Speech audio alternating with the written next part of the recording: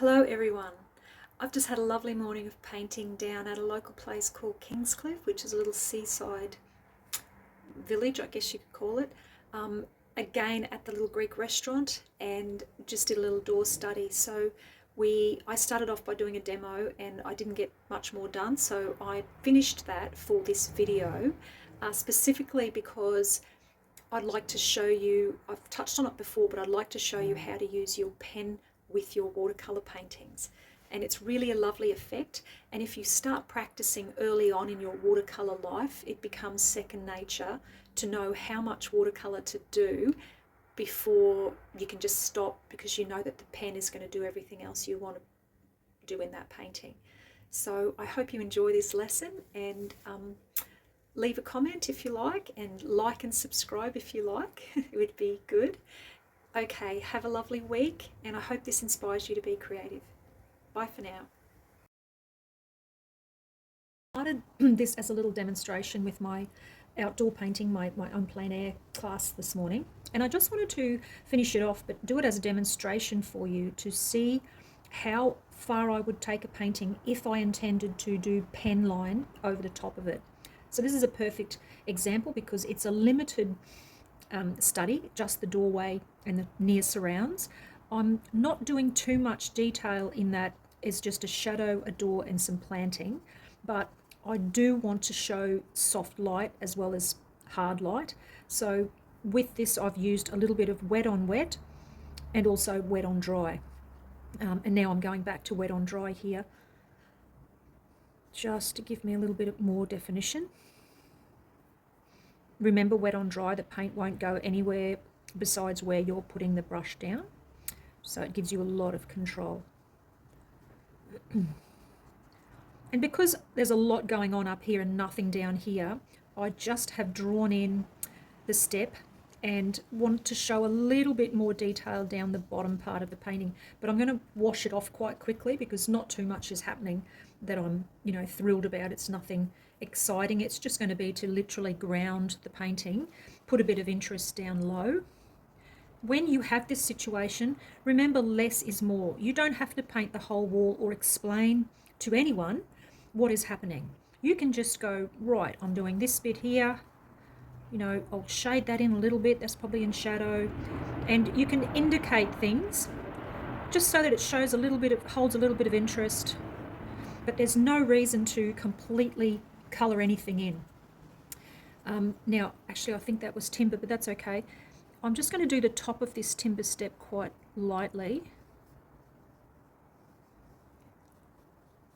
And it's timber down here. So this is where I'm going to start sort of fading things off, timber battens.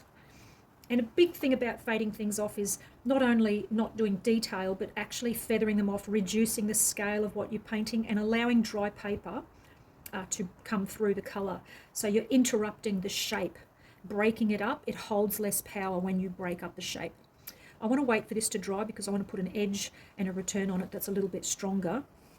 Meanwhile, this is a white planter support or edge, so I'm just going to feather that off a little bit, making sure that I'm keeping everything quite light. Nothing's overwhelming or too heavy down the bottom. And saying that, I might give that a little bit more contrast to show that it's not the planter but the wall. And throw a tiny bit of shadow on here of this plant. Again, this is like a rosemary kind of plant, but I don't want too much identity to it, so just a few strokes. It's a little bit strong actually what I've just done because it's drawing my eye. When you look up here, something dark is going to draw your eye, so I'm sucking some of the colour out of it, which is easy enough to do, and I'll just wash it off. Remember, interrupt the shape and do less of it as you go out of the painting. Now up here I could do more because there's bougainvillea, but it's got nothing connecting it. So I do need to kind of finish that off, and I'm just going to do random strokes. If you have trouble with randomness, remember to roll the brush or to rotate your page, which I won't do in this instance, but they're the go-tos to interrupt your randomness. Paint from different directions, use a different brush, use your opposite hand, lots of things. Main thing is to become aware that you are painting in a pattern or a repeated shape.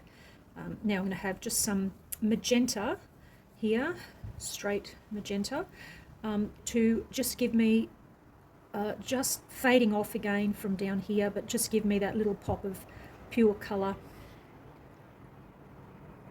and to make it believable that they're sort of trickling down over the top of the entryway. If you have trouble with shapes, that means either repeating them or you just can't build a believable shape, just remember that watercolour is a layering, transparent layering type of medium. So you have the benefit of making a shape that you're not thrilled with, so say this one here, but then as it's drying, or even when it's dried, you come back over it with really, really specific detail, and you can create something that you may be happy with. You can also take things out by lifting the colour up, but just remember, it's your first stroke isn't necessarily your last one. So sometimes with acrylic and other mediums, you're sort of more making a permanent mark, whereas if you have in your head that watercolour is light and delicate, and then keep building up those light and delicate bits until you're really happy with them. But just remember, if you're making patterns, even though you can build on it, to dismiss the pattern, you don't want to overwork an area. So the best solution is literally to become very aware, have a heightened awareness that if you typically make patterns, look out for it. And if you have trouble looking out for it, stop working on an area, work on another area, and then quickly look back to what you've done, and the pattern will become more obvious to you once you have a little bit of a break from working that area. Knowing that I'm going to draw over this, I'm not going to do too much more at all. I feel like it's pretty much ready for pen. And what I just want to do is edge this timber board down the bottom, and I'm pretty much good to go actually. This is the return side, so I'm just going to do a swoosh. Now, already I can see how dark that is, so I'm just cleaning my brush, wetting it, rubbing it down, lifting that paint off, and I'm happy with that. And that will pretty much be it for me. I'm quite okay with a few lines. The sign, I'll probably just leave that in pencil so I can line that in. Up here, I do need some colour up there. Pardon me. That's going to be shadow, so I'm just going to line that in. All good. Now for the pen. So I'm just using an Artline 200 pen, and I have got a Micador Duo calligraphy marker. The reason why I'm using this to show you, it's got dual ends, one's a fine point and one is a thicker point, but it's calligraphy, so it's very, very flat, like a chisel brush. The reason why I'm showing you this is because sometimes using a specific shaped pen can be very handy when you're doing foliage.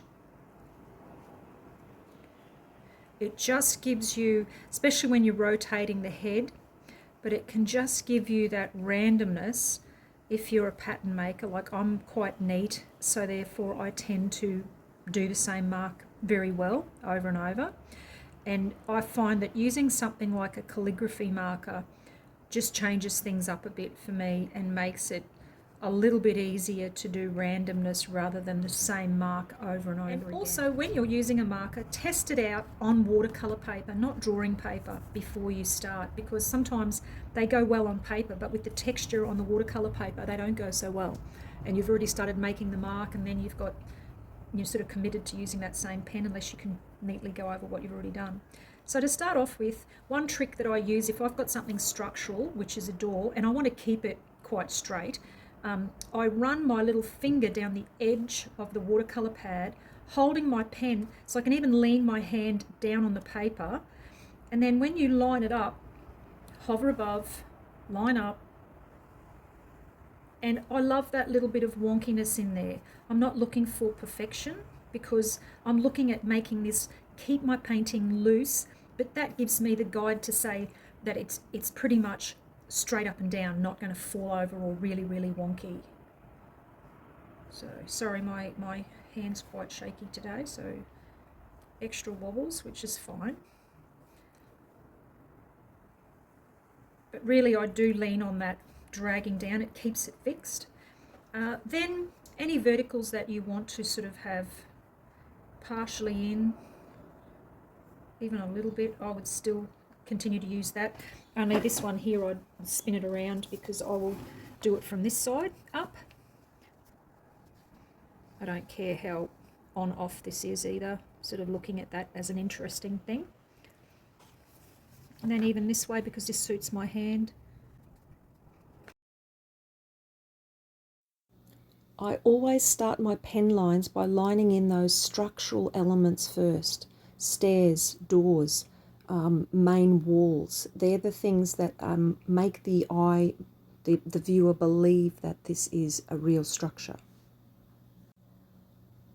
Just tapering these lines off gently. You can get less and less or more interruptions in the line as you leave the center of the painting. Now going up here to do these structure lines, make sure that they are the right perspective. Because it's structure, you need them to look the right angle. You can overdo it, but when you have curves, you do have to put enough line in that it's recognizable for what it is. So that, but I wouldn't do every one of them every time, because then it starts, for me, I get too stiff because I become too neat. So I've had to learn to do little bits, leave them out, and weird ones that I cringe. I go, oh no, that doesn't look the same shape as that. It's actually fine, and what it'll do is work to keep that more loose. So that's the top of the awning, which I'm again not lining in thoroughly, but I do want to have that visual link so people can see it's an awning. Here with the window framing, I won't put the top one in yet because I'm really interested to see how much just putting the window framing in will help. You can do one or both sides, but see how as soon as I get that in, it seems believable that that's glass set back. So perhaps I don't even need to have anything more than that. This is where less is more with your pen lines in particular. Make sure that your perspective lines are working.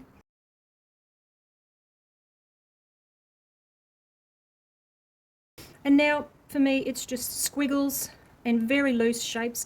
Again, don't ever be afraid to try stuff. Like I know with my right hand, because I'm strongly left-handed, if I get my right hand involved, it's absolute chaos. But what better way to show falling, overlapping bougainvillea than chaos? So, you know, for me, this is probably the most practical thing I could do.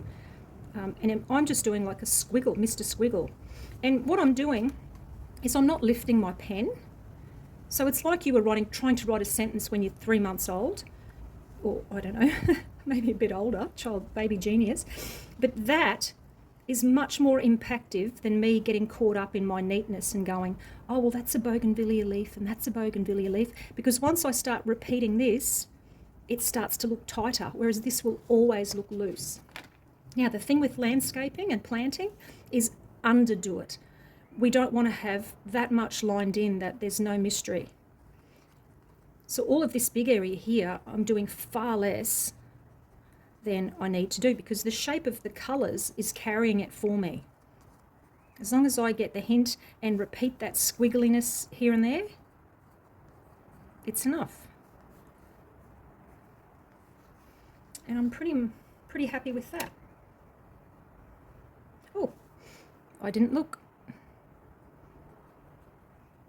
So I want to indicate the type of growth this is, and it's like a rosemary, but you know, just enough to make it interesting, and then that's all I need. Now to me that's finished. And what I want to talk to you quickly about is how I've created this nice little roll of energy and movement that you kind of can stay lost in and looking. You know, this to me is the dullest edge, and because it's lacking colour and it hasn't got too much going on. This is okay, but you know, that could be more interesting as well. What can I do here to keep it a little bit more interesting? Well, I can intensify the colour, and that makes things interesting. I can add, see how I've added shape? Automatically that makes something a bit more interesting. Or if I really wanted to, I could add the tiniest little bit of colour. And what your brain does is it goes, oh, I've seen that colour before. Oh, it's up here. So what you're doing is you're creating a visual connection. And because one is down here and one is up here, you're literally forcing people's eyes to run across your painting or around your painting. That's great because it makes them look at it more. And then they buy it for thousands of dollars. No, but that's what you want. Good composition will keep you looking in a painting. Okay, I hope that's helpful, and I hope that's made you feel like being creative. Okay, thanks for watching, guys.